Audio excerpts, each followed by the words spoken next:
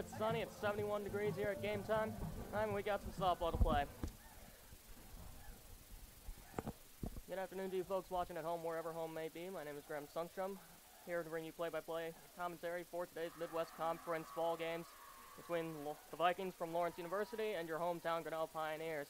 I'm also joined here by my color commentator, which is a first for my career here. Yeah, Bradley Carlton here to take you through the action today with Graham, making the switch over from baseball for today's doubleheader. Not that Graham needs any assist, but just here to fill some color along for what looks like a perfect day here in Grinnell for Senior Day. Graham coming into this one, Pioneers 21-13 overall, 10-2 in conference. Locked up for the tournament, just playing for seeding. Any thoughts going into today's doubleheader? No, they've been red hot as of late. Coming into this, winners of 8 straight in conference. I mean, this team is probably one of the strongest teams that I have ever seen, especially at third with Samantha Chu, the reigning Midwest Conference Player of the Year. So I don't know really how you stop her, especially with the tear she's been on. Yeah, without a doubt today, it's going to be a happy and sad send-off for these seniors here at home playing what is their final game, as Lake Forest has the conference locked up this year. But for the Pioneers, just another great season. What a way for this bunch to sort of have their send-off here at Grinnell. But it should be an exciting doubleheader today. Expect a lot of offense from the Pioneers. As you mentioned, that 8-game win streak, outscoring their opponents by what seems about 100 runs in those 8 games since that split with Co-College. Indeed, and the pitching's been really strong. Kristen Hartman and Catherine Vermeulen setting some career school records for themselves as well. Kat just broke the record for career wins. I believe she's sitting at 33, and Kristen Hartman not allowing many runs. Got her 8th career shutout. Yeah, without a doubt, those two combining for an 18-10 record together, along with Emma Tranny, who's been fantastic out of the bullpen as well.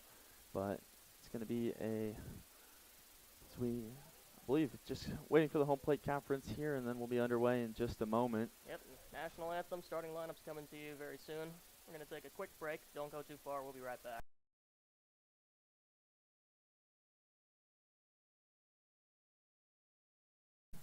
Back now, bottom of the second, going to be the junior leading it off, Hannah Dykstra for the Pioneers. You want power? How about Hannah Dykstra? 6 home runs on the year, hitting 409. I mean, this power is essentially coming out of nowhere. She saw limited playing time in her freshman season, like most first years do. Started to make a name for herself last season, but at left field.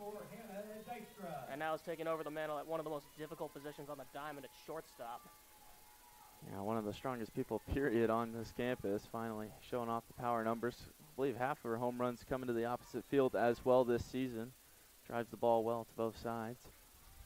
Yeah, hit a grand slam here against Knox last home game.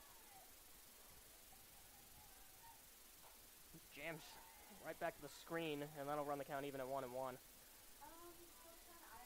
Yeah, the Dykstra family, a powerful bunch. Casey Dykstra hit quite a few home runs in his time at Azusa Pacific as he continues his indie ball career. As Dykstra even in the count 1-1 now. And another pitch over the outer edge to the lefty that gets called for a strike. And Dykstra really just an on-base machine. That 552 on-base clip, drawing a team-high 25 walks so far. As that pitch just misses upstairs to run the count even at 2-2. Yeah, in all reality, you should not be reaching in 55% of your at-bats. That is an unreal clip. 2-2, that pitch misses outside, and that'll run the count full. Yeah, that breaking ball just floating away from Chilson there. Gonna have to come in versus Dykstra now.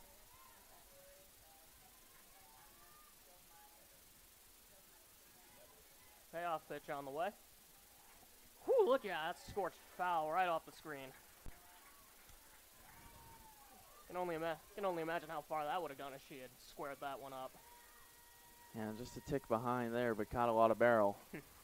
This is a deep ballpark as well. 210 down the line, 225 dead center. You need a lot of power, or a pretty good chunk of power to get it over the fence here. And that pitch misses upstairs for ball 4, and the leadoff hitter is on. And there's another walk for Hannah Dykstra, 26 now on the season. And that'll bring up the super utility player, another senior, this one out of Arvada, Colorado, my bad. DJDZ, Emma DiGiacomo Zahler. Really a Swiss Army knife in the field. First pitch coming. Shows bunt as this is down but foul. That's one of the things that the Pioneers have been working on, honestly, for the last 3 seasons, has been trying to get the bunt down. Did that at practice, I think, just last night. Yeah, a little skills competition between them and the baseball team. I believe it came down to a tiebreaker between the coaches. Coach D taking it home versus Coach Hollabaugh for the baseball team. Upstairs, runner goes. Throw down is into center field, and Dykstra is going to be safe again. Yeah, Haller's throw not in time there to get Dykstra speed into second. So runner in scoring position here for the Pioneers. Nobody down. I was going to mention, Dykstra is that pretty rare power speed threat. We see her with those 6 home runs, now with 13 stolen bases. Grounded over to the shortstop. On the first, that is in time, but it is a productive out as Dykstra moves over to third on the fielder's choice. Yeah, ball in front of her makes the aggressive decision to take off. Well played there by Hannah, as a great read. It's going to give Oda a chance with 1 down here. Fly ball is likely going to drive in a run with Dykstra's speed. Going to be looking to elevate here, hit something hard. In the dirt, this skips away. Dykstra coming to the plate. She will not even have to slide.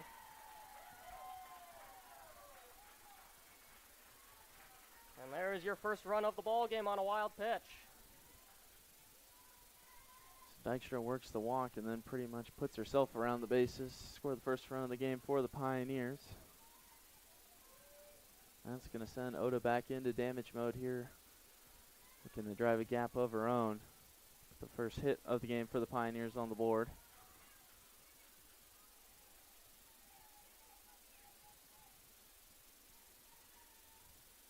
Coming.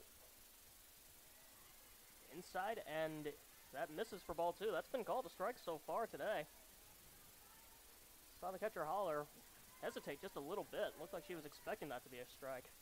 Yeah, we've been getting pretty much a ball and a half in this entire game, but not there. This ball slide down the right field line in foul territory, and that is going to get out of play.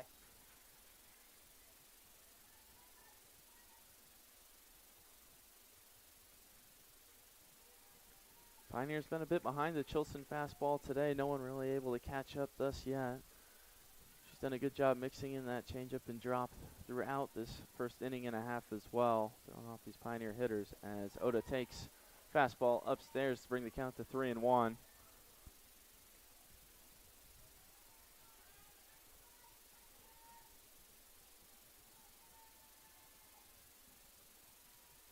Offering here. Cork in the air to left. That ball is deep. That ball is caught in left field. What a play by Martins in left field. That ball had her twisted around and still managed to make the catch. Yeah, as you mentioned, the deep park here in Grinnell. Felt like that ball put on the brakes. Thought it had no business staying in the yard, but holds up just in front of the warning track there. Man, off the bat, that looked real good. Yeah, nice play by Martins. I think she turned around 2 or 3 times for finally reaching up and making the grab. That's going to leave Killian with 2 down, nobody on here.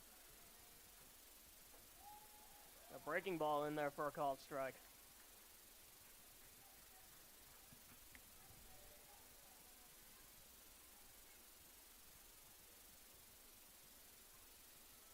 Oh, 1 coming. That pitch misses up and in. Runs the count even at 1-1. Yet another senior here, Kira Killian. This one coming out of Morton, Illinois. And we're losing both catchers, or 2 of our 3 catchers at the end of this season, with Ann Becker being the only primary catcher after. As that pitch misses down. Yeah, I believe count to 2-1. From what I saw, quite a few catchers in this upcoming recruiting class as well as pitchers replacing these 2 senior batteries. Pretty rare that you have 2 proficient, such solid catchers as you do in Vermeulen and Killian, as well as what could be 2 aces in just about any team on the Midwest Conference in the other Vermeulen and Kristen Hartman, as count even now 2-2 to Kira.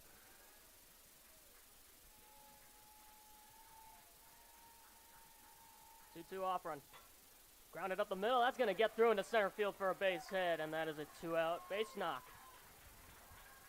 Killian just keeping the bat head in the zone there, powering that one through right back up the middle. As Chilson surrenders her first hit of the game.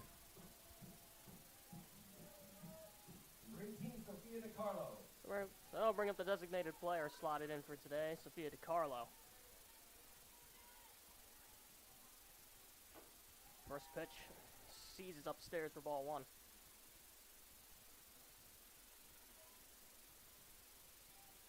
SoCal native looking to extend this second inning a little further here. Give Big Al a chance. 1-0 coming. Up the middle, that's going to be jammed into center field for a base hit. Killian will stop at second. And there are runners on first and second now with 2 down. Yeah, DiCarlo, a little bloop there, finds some green, keeps this second inning alive here for the Pioneers. So Big Al now a chance with 2 down to drive in a run. As we're going to actually have a little pitching conference here. We'll give the Vikings a chance to deliberate. We'll be right back in just a moment.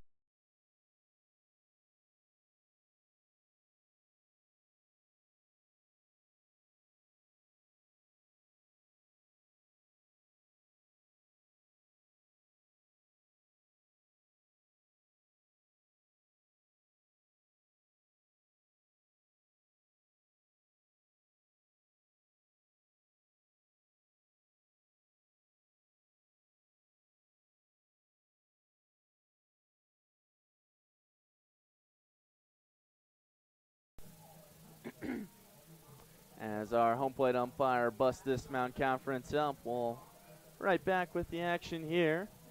It's going to be Okada with 2 on here, 2 down. Killian, the runner at second, DiCarlo at first. See if she can flip the lineup and give Chu a chance with runners in scoring position. Indeed, you want to get back to the top of the order and the middle of this lineup. Not that Big Al can't get it done herself. 20 RBIs on the season as waste no time going after the first pitch in. Lifts it foul down the left field line.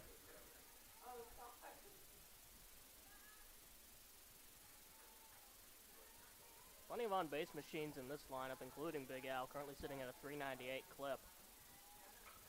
As another pitch is fouled off, this one back behind the booth. 4 strike 2.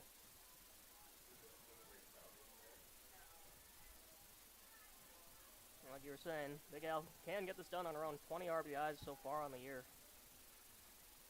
Also got that speed that is oh so deadly on the base paths. Pokes her bat out, and that's fouled off another one behind the third base dugout. These Pioneer hitters have been very pesky today, not going down without a fight. Great bat to ball throughout this entire lineup.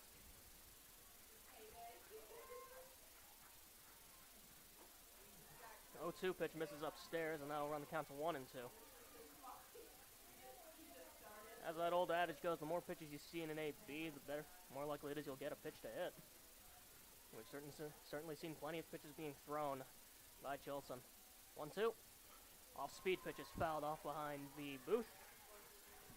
And the count stays at 1-2.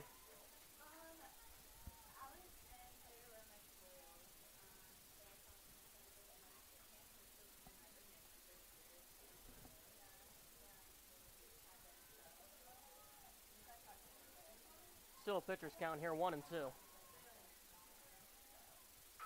Corked into left field, and that is going to be out of the reach of the left fielder Martins. 1 run is in. DiCarlo getting the green light around third. No throw to the plate. Big Al delivers. It's an RBI. It's a 2 RBI double, and the Pioneers lead 3-0. Beautiful swing there by Okada, going the other way with it on a line. Martin's tough angle towards the ball gets by her. That's that quickly going to turn into a crooked number here for the Pioneers as they jump out to a 3-0 lead here in the second. What was a smooth first for Chilson has been a bumpy road since. Not going to get any easier here as she still has to retire Samantha Chu. Well, she got Chu on a fly out to the center fielder to start the last half inning. Samantha Chu. Just can't give her anything in the zone. Else you run the risk of Chu absolutely demolishing the ball. First pitch coming. She lets a curveball go for strike 1.